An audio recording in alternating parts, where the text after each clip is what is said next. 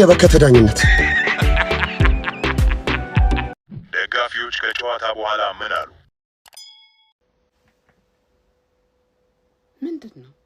ምንድነው አንቱ ደግሞ ከሳምንት እስከ ሳምንት ዝም ብሎ መንቀርቀር አልበዛም እንዴ? እንዲርሰው ከንዴታ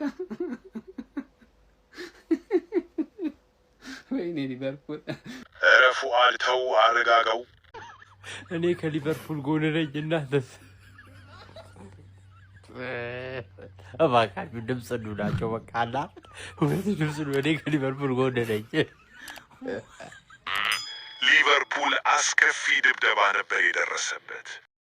የፒኤስ ጎል ገባብን 2-0 አለቀ። ማማርዳሽቪሊ እንዲሁም አንተ ይዘህን ወጥተን እኔ ምን እንደሚላችሁ ይሄ አርነ ስሎት በስመ አብ ብላችሁ ተጫወቱ ብላቸው ገባ። አይዲቤ ከረጋ በል እንጂ ገና የመልስ ጨዋታ አለ እኮ።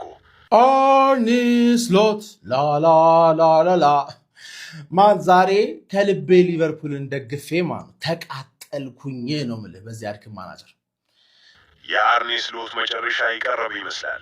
በለው ቅጥቀጣ ጋይስ። የሉዊስ ኤንሪኬ ፓሪስ ሴንጀርሜን በአውሮፓ ሻምፒዮንስ ሊግ ግሩፕ ፍጻሜ የመጀመሪያ ዙር ጨዋታ የአርነ ስሎቱ ሊቨርፑል ፓርክ ደ ፕሬንስ ላይ 2-0 በሆነ ውጤት ማሸነፍ ችሏል። እውነቱን ለመናገር ፓሪስ ሴንጀርሜን ከዚህም በላይ ጎሎቹን አስቆጥሮ ማሸነፍ የሚችሉበት ጨዋታ ነበር። የአምናው ሻምፒዮን ምን አይነት ብቃት ነው ያላቸው?